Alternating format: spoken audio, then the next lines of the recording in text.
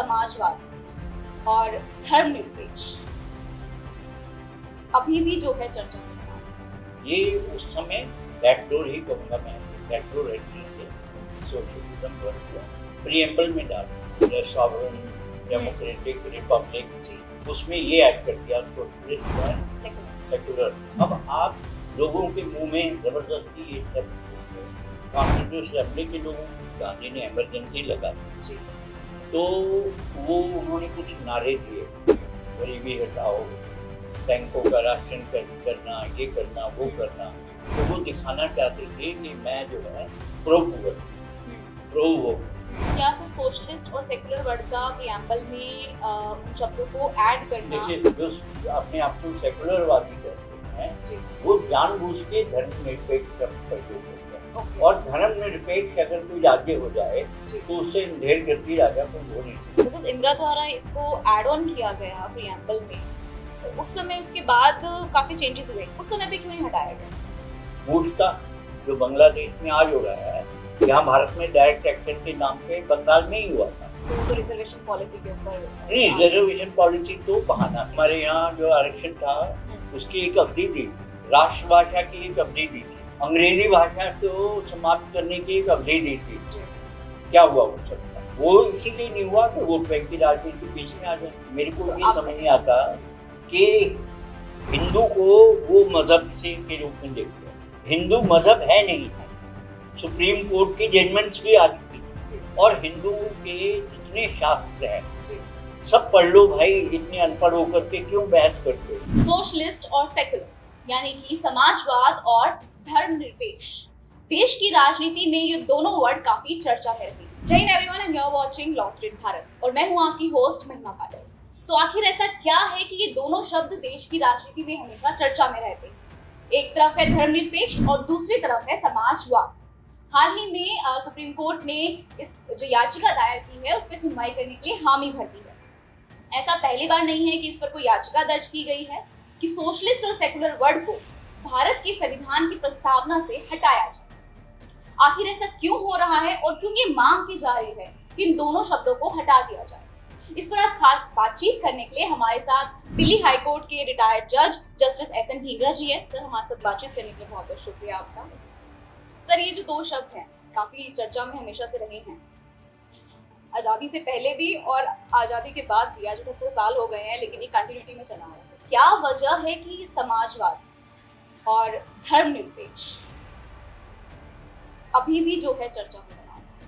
देखिए, जिस समय संविधान का निर्माण हुआ था, कॉन्स्टिट्यूशन असेंबली हमारी इसके ऊपर बहस कर रही, तो उस समय कांग्रेस के अंदर एक गुट समाजवादी थे जिसके नेता श्री जयप्रकाश नारायण और अच्युतवर्धन, जिन्होंने 1942 में मूवमेंट को लीड करके महाराष्ट्र में एक संतारा नाम की जगह उसको आज़ादी दी। तो सोशलिस्ट के ऊपर जब बहस चल रही थी, तो सोशलिस्ट का अर्थ उन दिनों जो प्रचलित था और आज भी वही है कि सोशलिस्ट का अर्थ होता है कि मजदूरों का राज्य। समाजवाद वो दो वर्गों में बांटते करता है, एक मजदूर वर्ग प्रोलेटेरिएट जिसको वो कहते हैं, और एक पूंजीपति। तो उनका ये था कि भारत के अंदर जितना पूंजीपति वर्ग है उसको समाप्त कर देना है, और संविधान ऐसा बनाया जाए कि किसी की भी प्रॉपर्टी, किसी की भी संपत्ति बिना कंपनसेशन के सरकार दे सके। तो इस आइडिया को रखा गया, और इसका यही मीनिंग था। उस समय सोवियत यूनियन का वो सबसे मशहूर, सबसे प्रचलित कम्युनिस्ट शासन था समाजवाद। कम्युनिज्म जो है समाजवाद का चरम रूप। तो आप ये देखिए, वहाँ का शासन में कुल आबादी वहाँ की 25 करोड़। 25 करोड़ में से कम्युनिस्ट पार्टी की जो सदस्य थे कुल 4 लाख। हर जगह उन्होंने अपने कम्युन बना रखे थे, और केवल सदस्य ही सरकार कर सकते। तो 25 करोड़ लोगों में से 4 लाख लोग सरकार खरीदते थे और वही चला। तो ये पिक्चर, ये चित्र भारत के जितने पढ़े लिखे लोग थे जो संविधान बना रहे थे वो सारे पढ़े लिखे थे, ज़्यादातर वकील और अच्छे जानकार लोग थे, उनके सामने था। फिर उन्होंने समाजवाद के अंदर लेनिन का चरित्र भी देखा था और स्टालिन का भी देखा था, कैसे उन्होंने अपने देश के अंदर कत्लेआम किया और वो जो है उनके सामने था। तो ये खूब बहस हुई, उसमें समाजवादी ग्रुप ने तो हिस्सा नहीं किया, उन्होंने कॉन्स्टिट्यूशन असेंबली का बाइकआउट किया, लेकिन जो दूसरे लोग थे उनमें भी बहुत समाजवाद। आप बहस को पढ़ें तो आपको पता चलेगा कि समाजवादियों की एक पूरी बहस जो कम्युनिज्म से प्रभावित थे, जो ये चाहते थे, उस समय भारत में गरीब बहुत लोग थे जो ये चाहते थे कि जो इस वक्त किसान मजदूर को सत्ता देती है और जितनी भी संपत्ति है उसको सरकार हस्तगत करके कोई कंपल्सरी करना।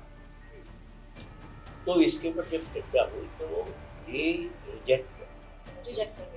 ये सोशलिज्म जो है, जो संविधान में प्रावधान है निचले वर्ग को ऊपर उठाने के लिए, वो तो ठीक है, वो हमने बना दिया, लेकिन प्रीएम्बल में एज ए वो कि हमारा संविधान का रिफ्लेक्शन क्या है, उसका वो क्या है, तो सोशलिज्म नहीं रखते। ये कहा गया कि हर सब जन जो युग है उस युग को एक स्वतंत्रता होनी चाहिए कि वो कैसा इज्म चाहता है, कैसा वाद चाहता है, वो सोशलिज्म चाहता है या रूढ़िवाद चाहता है या कोई मिश्रितवाद चाहता है।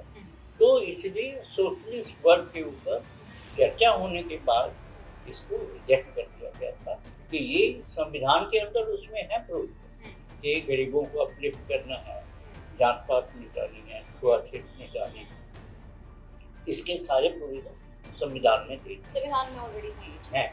लेकिन प्रीएम्बल में उन्होंने कहा नहीं, हम ये प्रीएम्बल में नहीं लिखेंगे कि हम सोशलिस्ट समाज हैं या सोशलिस्ट बनना चाहते हैं, क्योंकि ये जो आप 49 का जब प्रीएम्बल दिया तो उसमें प्री we the people of India, तो we the people of India में हर आदमी सोशलिस्ट नहीं है। तो उन्होंने ये स्पष्ट कर दिया कि सोशलिज्म जितनी आनी थी संविधान में आ चुकी, विभिन्न धाराओं, प्रीएम्बल में नहीं आई, क्योंकि प्रीएम्बल जो है वो ये दर्शाता है कि हम लोग क्या चाहते हैं। तो ये जो है सोशलिज्म शब्द रिजेक्ट हुआ, इसके ऊपर खूब चर्चा हुई, खूब चर्चा के बाद जो है इसको खूब चर्चा हुई और इसके जो चेयरमैन थे उस समय डॉक्टर अम्बेडकर, उन्होंने भाषण भी दिया और लोगों ने भी उसको कहा, बाकी जो संविधान सभा के सदस्य थे, कि हम भावी पीढ़ियों को किसी वाद में नहीं बांटना चाहते, भावी पीढ़ी अपने आप स्वतंत्र होगी कि वो अपना वाद जो है खुद जो है। सर ये आए कहाँ से, फिर ये दोनों शब्द आए कहाँ से? फिर 1976 में जब मिसेस गांधी ने इमरजेंसी लगाई तो वो उन्होंने कुछ नारे दिए, गरीबी हटाओ, बैंकों का राशन करना, ये करना, वो करना, तो वो दिखाना चाहते थे कि मैं जो है प्रो वो, तो उन्हें दिखाने का, जैसे बाकी नारे दे रहे थे, तो उन्होंने इमरजेंसी के बाद पार्लियामेंट में कोई डिस्कशन नहीं हुआ, जबकि जब ये रिजेक्ट हुआ था तब प्रॉपर डिस्कशन हुई, खूब लंबी बहस। आप वो संविधान सभा की जो वो है वॉल्यूम है 10 वॉल्यूम, उनको पढ़िए, आपको पता चलेगा सोशलिज्म के ऊपर कितनी डिस्कशन। तो ये जो है ये उस समय बैकडोर ही कहूँगा मैं, बैकडोर एंट्री से सोशलिज्म वर्ड को प्रीएम्बल में डाल। और मजे की बात देखिए, प्रीएम्बल में डालना कि मजे की बात देखिए कि बजाय नया प्रीएम्बल, एक एडिशनल प्रीएम्बल लिखने की, हम we the people of India give, जिसमें वो है वर्ड्स है सॉवरेन, डेमोक्रेटिक, रिपब्लिक, उसमें ये ऐड कर दिया socialist and secular word add करके give unto ourselves on this 26th day of November 1950. Date change नहीं सर। डेट चेंज नहीं की और उसके अंदर ये दो शब्द ऐड थे। अब आप लोगों के मुंह में जबरदस्ती ये शब्द पूछ रहे हो, कॉन्स्टिट्यूशन असेंबली के लोगों में जो उस समय कहते हैं, मानते थे कि हम भारत की जनता को रिप्रेजेंट कर रहे हैं। हालांकि उस समय भी ये बहुत प्रेशर होता था कि ये कॉन्स्टिट्यूशन असेंबली तो चुनी हुई है ही नहीं, ये तो नॉमिनेटेड है, इसका ये भारत की जनता को रिप्रेजेंट ही नहीं करता। ये भी काफी मुद्दा रहा, ये बहुत मुद्दा रहा। लेकिन फिर वो अमेरिका से और इधर उधर से उदाहरण लेकर के कहा कि जब भी ऐसे संविधान बना है तो कुछ लोगों ने ही बनाया और पूरे देश के बिहार पर बनाया। तो वो जो है, जबकि उस समय खूब बहस हुई कि ये जो कॉन्स्टिट्यूशन है ये टेम्परेरी कॉन्स्टिट्यूशन, ये वर्किंग कॉन्स्टिट्यूशन जब ये काम करेगा तब हम देखेंगे कि ये ठीक है भी सही कि नहीं हमारे देश की जनता के लिए। तो नई जो संविधान सभा बनेगी या हमारी जो संसद होगी, जो चुने हुए लोगों को, वो इसको समय समय पर बदल सकते। तो वो जो है उस समय सोशलिस्ट शब्द खूब बहस होती थी, बात ऐसे ही इमरजेंसी के पीरियड में इसको ऐड कर दिया गया बिना किसी डिस्कशन के, जैसे आपके शब्दों में कहा जाए बैकडोर इसमें कर दिया गया। तो सर फिर इसकी जो मांग की जाती है कि इसको हटाया जाए, एक सवाल आता है कि प्रियम्बल कहीं ना कहीं बेसिक कंस्ट्रक्शन का पार्ट है, तो इसको हटाना कितना मुमकिन है? मैं आपको बता रहा हूँ इसके हटाने की मांग के पीछे क्या कारण है, मुझे समझ आता है। अगर मैं होता तो मैं ये कहता हूँ कि देखिए, जब भी हमारे संविधान को व्याख्या की जाती है, उसके अलग अलग प्रोविजन की अलग अलग व्याख्या की जाती है, तो ये व्याख्या कोई निश्चित व्याख्या है। 1950 से व्याख्या होनी शुरू हुई, आज हम 2024 में 74 साल 75 साल हो गया संविधान को काम करते थे, और इसकी अलग अलग अनुच्छेदों की व्याख्या अलग अलग जजों के पास जाती है। वो तो एक नहीं रहता, हर जज अपने साथ ही फिलॉसफी लेके चलता है अपनी, उसकी अपनी फिलॉसफी होती है जो वो संविधान के ऊपर आरोपित कर देता है। तो इसीलिए आप देखते होंगे कि आज एक फैसला हो रहा है और 3 साल बाद 4 साल बाद दूसरा फैसला हो जाता है। शुरू में गोलकनाथ हुआ कि संपत्ति जो है का अधिकार फंडामेंटल राइट है, पार्लियामेंट इसको वो नहीं कर सकती। फिर केशवानंद भारती आ गया कि नहीं, ये तो फंडामेंटल राइट नहीं है। तो वो कैसे आया? वो ऐसे ही आया कि संविधान की जो पीठ थी संविधान की, उनके जजों के अपने जो विचार थे वो संविधान के ऊपर आरोपित हो जाते हैं। ये इशू चलता है हमारे यहाँ बहुत क्विक होता है, क्योंकि हमारे जैसे अमेरिका में ये है कि 9 जजेस हैं सुप्रीम कोर्ट में जो लाइफ लॉन्ग के लिए, वो रिटायर नहीं होते। उनमें कोई इतना बीमार हो जाए कि वो काम ना कर सके तो वो छोड़ता है अपनी जगह और एक नया जज बनता है उसकी जगह। लेकिन हमारे यहाँ तो हर साल 5-6 जज नए आ जाते हैं। और ये भी देखा गया तो अमेरिका के अंदर तो देखिए, जज के से पहले जो है बहुत बहस होती है, जज बनने से पहले जो पार्लियामेंट के अंदर ही बहस होती है कि इसे क्यों जज बनाया जाए, क्यों ना बनाया जाए, इसके विचार क्या है, विचारधारा क्या है। हमारे यहाँ से कुछ हमारे यहाँ जजों की जो अपॉइंटमेंट है वही टोटल ओपेक है। और कुछ देखिए, अखबारों में तो पता चल जाता है कि इसकी एफिलिएशन किसके साथ है। अब जैसे जस्टिस कृष्णा अय्यर थे, वो कम्युनिस्ट पार्टी में मंत्री थे, मिनिस्टर, उनको सीधा अपॉइंट कर दिया, जज बना दिया। तो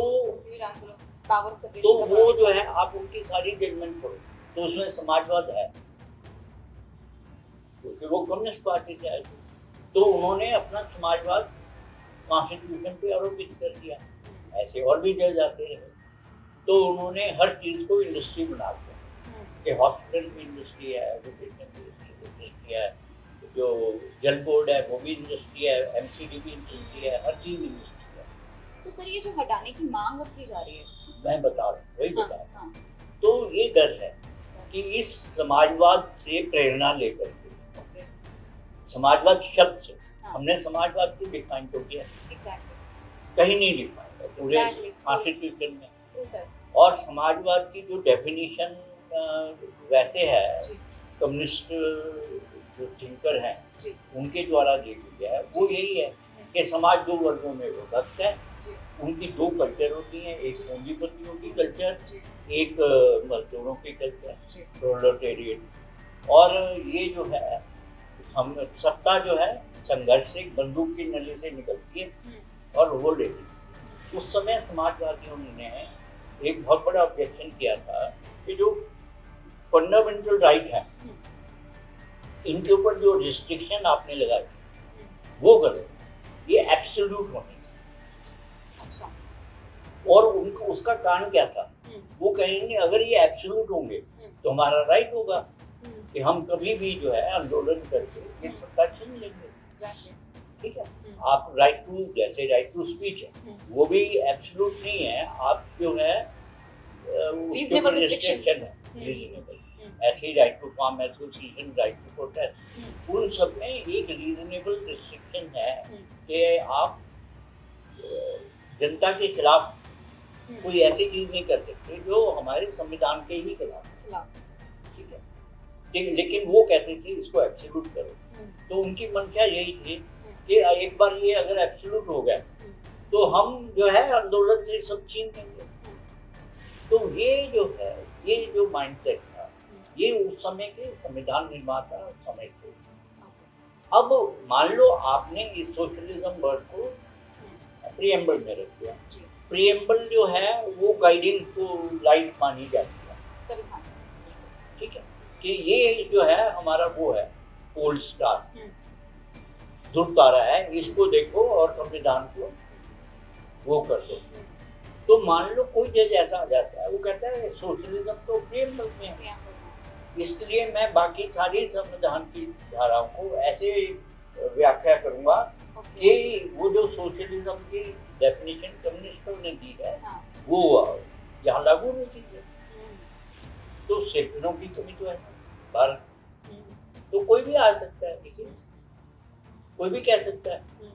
तो इसलिए ये जो है जब वहां से इसलिए हटाना चाहिए ताकि ये गाइडिंग लाइट ना बने, क्योंकि संविधान में बहुत प्रोविजन है प्रोटेक्शन, तो ये गाइडिंग लाइट जी। जो पिटिशनर से वो कहते हैं कि ऑलरेडी जो है जो सोशलिस्ट और सेकुलर की जो वर्ड्स हैं उसके कहीं ना कहीं अंश जो है वो संविधान के अंदर ऑलरेडी हैं, प्रिंसिपल्स हैं, जो प्रिंसिपल हैं वो संविधान में जितने भारत के लिए जरूरी थे, हाँ, वो ऑलरेडी संविधान के अंदर हैं। हाँ, भाई उसमें से कुछ गाइडिंग प्रिंसिपल में है जो आर्टिकल 39 ऑनवर्ड है कि state shall endeavour to achieve, वो है जो एनफोर्सेबल नहीं है, जिनको स्टेट को अचीव करना है, जैसे यूसीसी और ये सब उसमें है। लेकिन कुछ जो है उसमें हर प्रोविजन में, अब जैसे आप ये देखिए कि हमारे यहाँ मिनिमम वेजेस एक्ट है, वो संविधान सम्मत है, तो वो क्या है, वो सोशलिज्म का है, कंपटीशन से तो नहीं है ना कि अगर अनएम्प्लॉयमेंट बढ़ गई है तो तनख्वाह कम करके वो कर दो, ऐसा नहीं है। हर एक को मिनिमम वेजेस जो फिक्स किए वो नहीं होगी। ऐसे ही एमएसपी है, वो क्या है, वो भी सोशलिस्ट मूव है, मतलब सोशलिज्म का ही एक करेक्ट कि किसान ने इतना कम लगाया है, जितनी वेलफेयर स्कीम क्या है वो सोशलिज्म है। तो हमारे संविधान में है और गवर्नमेंट को लिबर्टी भी, तो इसलिए ये जो है इस शब्द का होना इसलिए डेंजरस है कि ये नहीं पता चलेगा कि कब जो है एक जज ऐसा आ जाए या एक ग्रुप ऑफ जज ऐसे आ जाए जो सरकार के हर ऐसे फैसले को जिसमें उद्योग धंधे बढ़ रहे हों पूंजीपति जैसे आजकल लोग पीछे पड़े हुए हैं कि आप अडानी को दे रहे हो, अंबानी को दे रहे हो, इसको फेवर कर रहे हो, बैंक इसको दे रहे हैं। कल कोई जज आ जाए कि बैंक लोन ही नहीं दे सकते इनको। ये तो सोशलिज्म है, बैंक सिर्फ गरीबों को लोन। सर इसका हटाया जाना, एक ये भी सवाल कहीं ना कहीं उठ के आता है खबरों में कि is it a part of a basic structure? देखिए बेसिक स्ट्रक्चर भी डिफाइन नहीं है। बेसिक स्ट्रक्चर हर जज के हिसाब से बदलता है, उसकी बुद्धि जैसी है वैसा बेसिक। जब ये केशवानंद भारती केस आया था तो बेसिक स्ट्रक्चर को डिफाइन नहीं किया गया था, कुछ एग्जांपल दिए गए और उसके बाद जितने केस बने और बेसिक स्ट्रक्चर के ऊपर, अब जैसे ये लास्ट जो है केस अपॉइंटमेंट ऑफ जजेस के ऊपर, अब इसमें उन्होंने इसको बेसिक स्ट्रक्चर का वो कर दिया वायलेशन। क्यों? मतलब हम खुद को अपॉइंट करें वो जो है सही है, इसमें जितनी बुराइयां उसमें आती हैं बाकी अपॉइंटमेंट्स में जहाँ भाई भतीजावाद ये वो इसमें भी है। लेकिन क्योंकि हम हैं डिफाइन करने वाले, हम ही हैं बताने वाले कि संविधान का क्या बेसिक स्ट्रक्चर है, तो हम ये बता रहे हैं कि आप हमें अपॉइंट नहीं कर सकते, हम खुद को अपॉइंट कर सकते। तो बेसिक स्ट्रक्चर को डेफिनेशन तो है नहीं। अगर ये हट जाता है, मान लीजिए हियरिंग अभी चालू होती है, इंटरेस्टिंगली अगर सुप्रीम कोर्ट हटा देती है इसको, उससे क्या बदलाव है? सिर्फ एक डर जो है ना, मान लो कि किसी के पास वेपन है, आपने एक वेपन है, आप वो वेपन छीन लो कि हम कल आज से 20 साल बाद 30 साल बाद किसी ने नहीं देखा जुडिशरी का स्ट्रक्चर क्या होगा, कैसे लोग जज करते, तो एक वेपन आपने छोड़ रखा है जी, क्योंकि वेपन है, हाँ किसी कोई भी यूज कर सकता है। तो मतलब इसके बदलाव, मतलब अगर हम इसको हटा भी देते हैं तब भी कोई फर्क नहीं पड़ेगा, लेकिन कल को इसका गलत होने की संभावना है। आज फर्क नहीं पड़ेगा।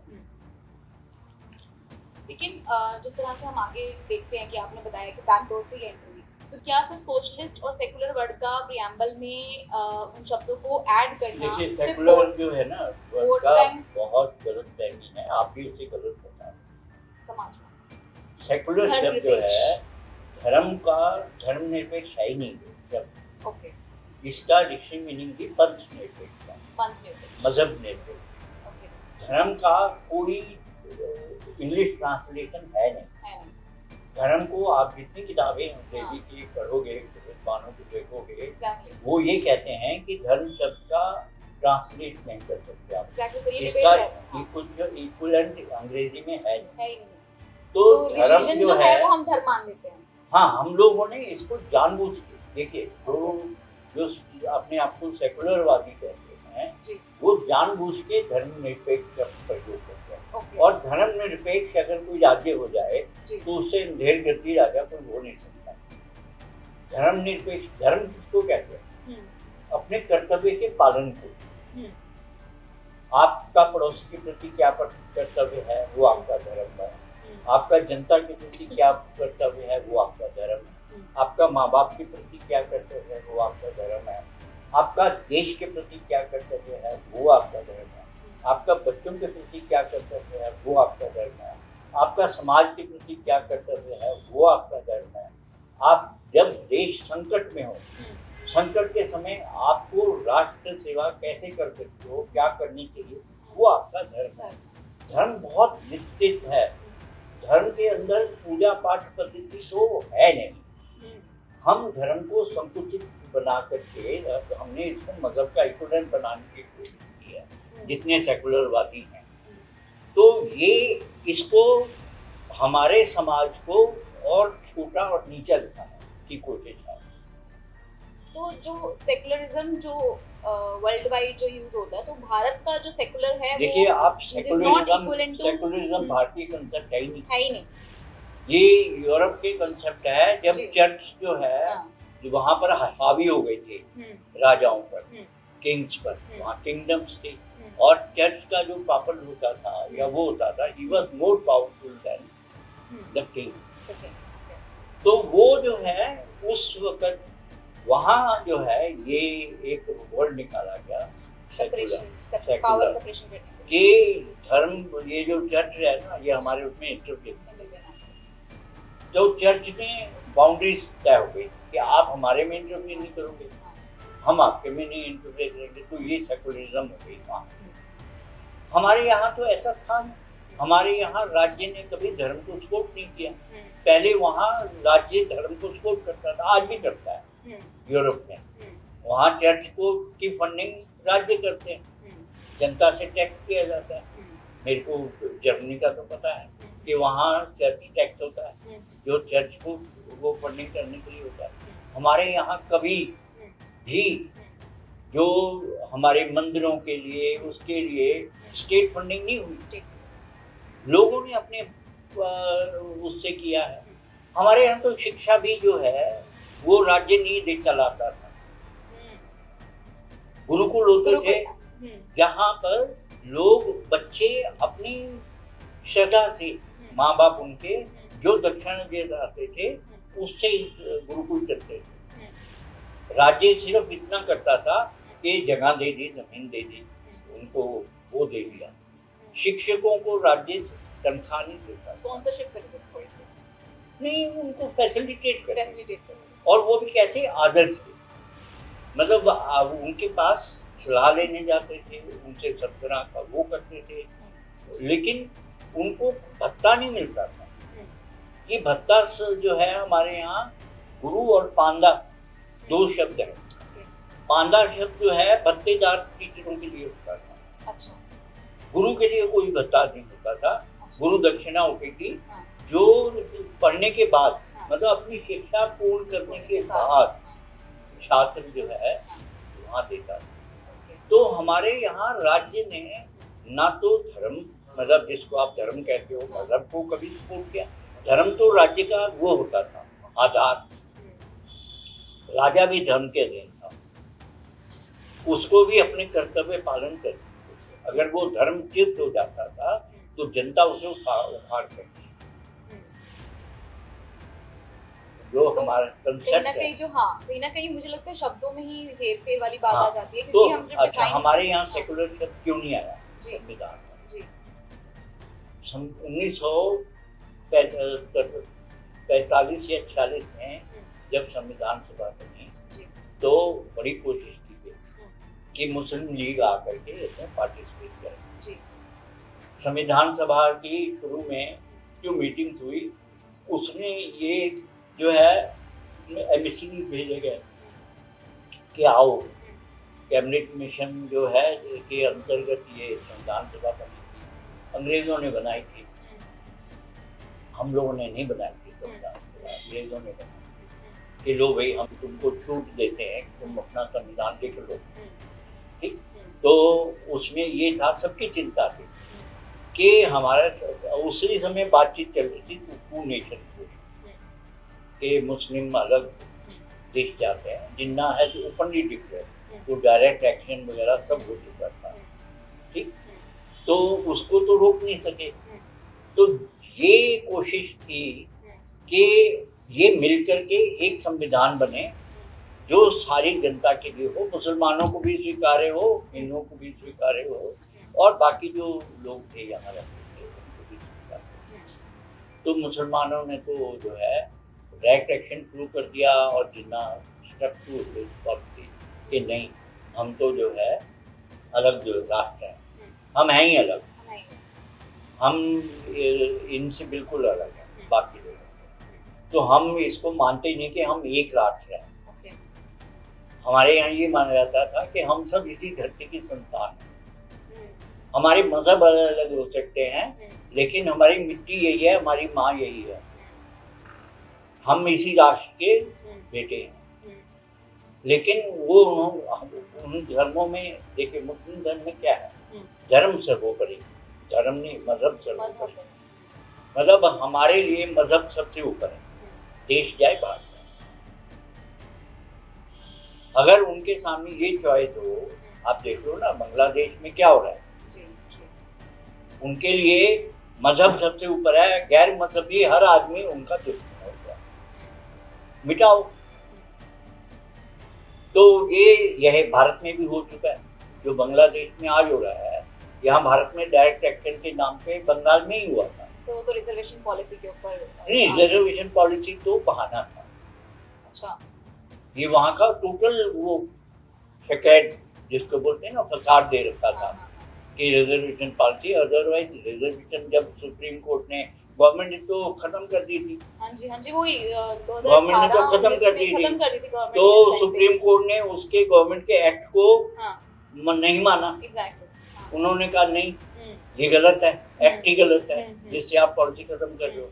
तो उन्होंने उसको रिकंसिडर करके, रिव्यू करके और उसको रिड्यूस कर दिया। फिर भी गवर्नमेंट ने कहा हम नहीं मानेंगे, चलो वो तो खत्म करो। लेकिन नहीं, गवर्नमेंट का तो कोई इसमें कसूर नहीं। जैसे मान लो यहाँ पर रिजर्वेशन जो है, ये जो अभी एक्ट आया है, सुप्रीम कोर्ट की जजमेंट आई है कि शेड्यूल्ड कास्ट में, शेड्यूल्ड ट्राइब में सब कैटेगरी, ठीक है। अब सुप्रीम कोर्ट ने एक सजेशन दिया, मान लो गवर्नमेंट कहती है अच्छा ठीक है, क्योंकि सुप्रीम कोर्ट जो है संविधान की व्याख्या करता है, महापंडित बैठे हैं वहाँ, तो हम उनकी बात मान लेते हैं और हम जो है करते हैं सब कैटेगरी, और यहाँ आंदोलन शुरू हो जाता है, ठीक। तो आप सुप्रीम कोर्ट की बात मानो तो आप संविधान के अनुसार चल रहे हो। लेकिन अगर कुछ लोग ये कहें कि नहीं, हम तो हम ही सर्वोपरि हैं, संविधान सर्वोपरि नहीं है, तो वो आंदोलन जो है वो सरकार के खिलाफ होता है, वो संविधान के खिलाफ या किसी लोग रिजर्वेशन के खिलाफ नहीं होता। पर सर मैं थोड़ा सा पीछे जाना चाहूंगी, जब ये मिसेस इंदिरा द्वारा इसको ऐड ऑन किया गया प्रीएम्बल में, तो उस समय उसके बाद काफ़ी चेंजेस हुए। 42nd अमेंडमेंट जब बाद में जनता पार्टी आई, उन्होंने कहा था कि हम चेंजेस लाएंगे। 43rd अमेंडमेंट, 44th अमेंडमेंट जो भी आया, उस समय पे क्यों नहीं हटाया गया? मूर्खता,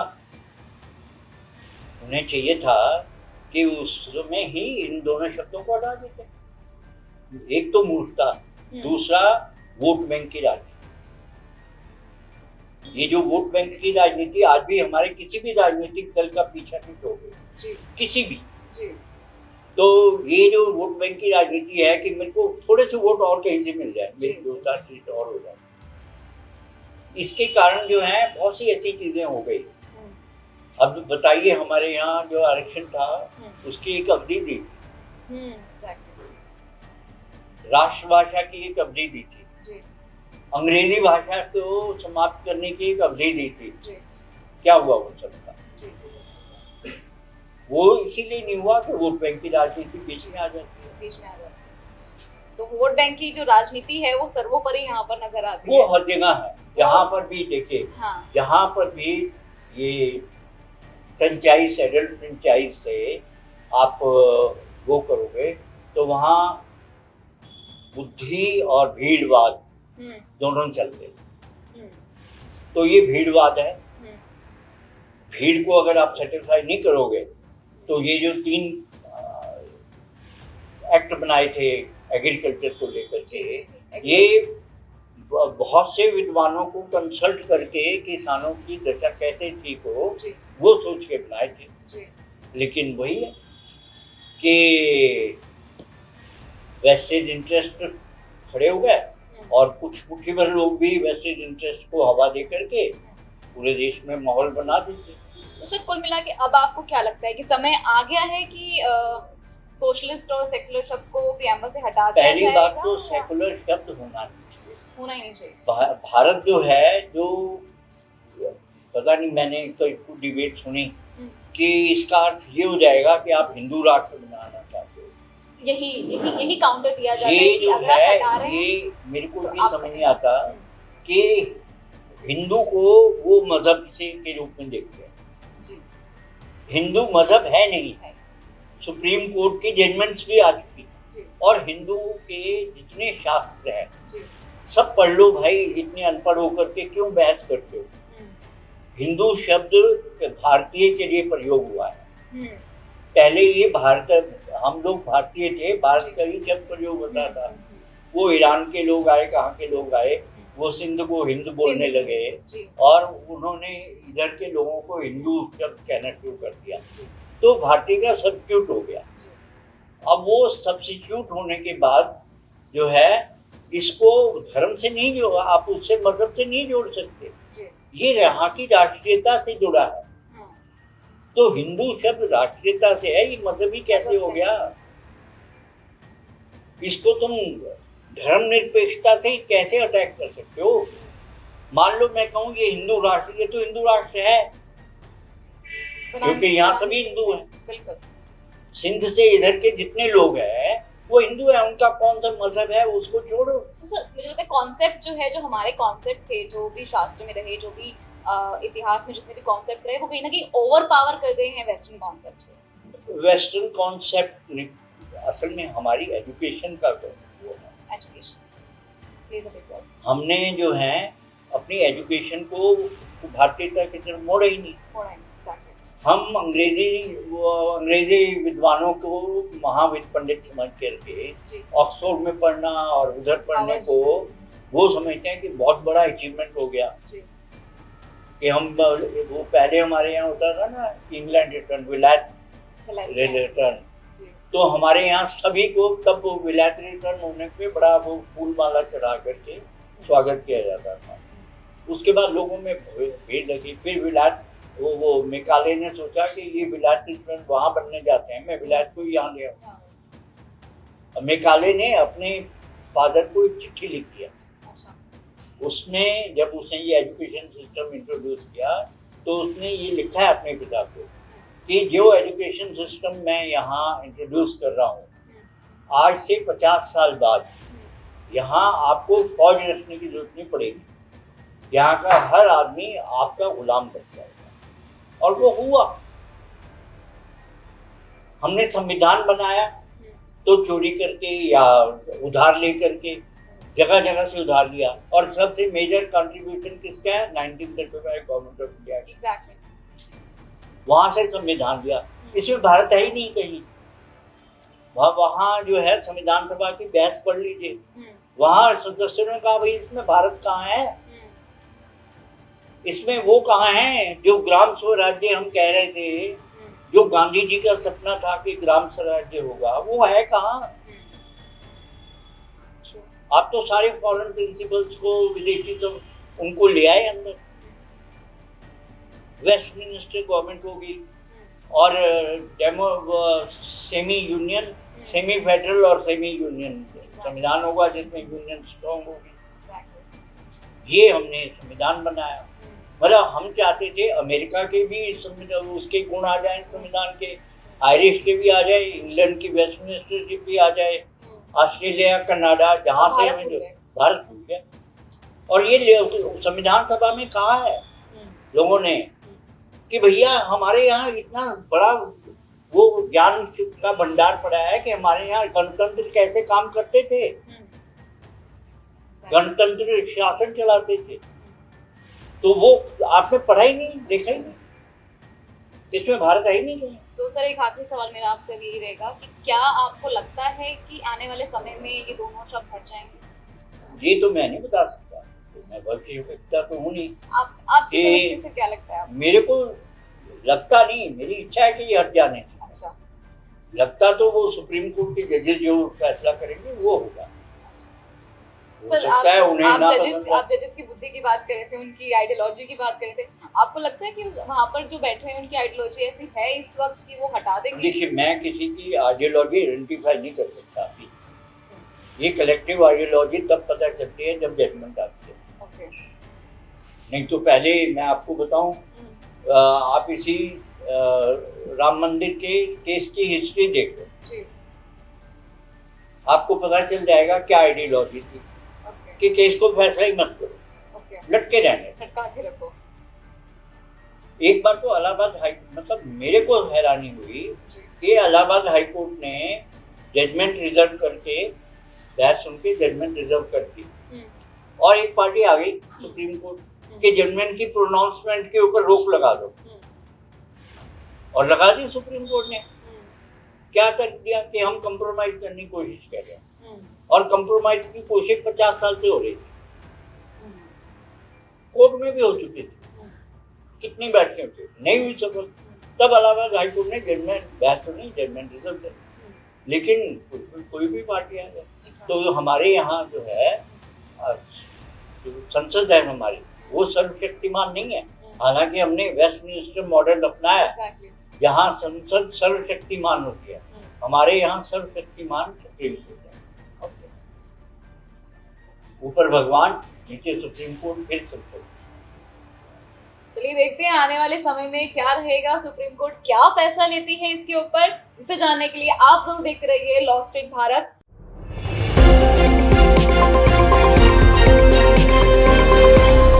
लॉ स्ट्रीट भारत, राष्ट्र के हित में।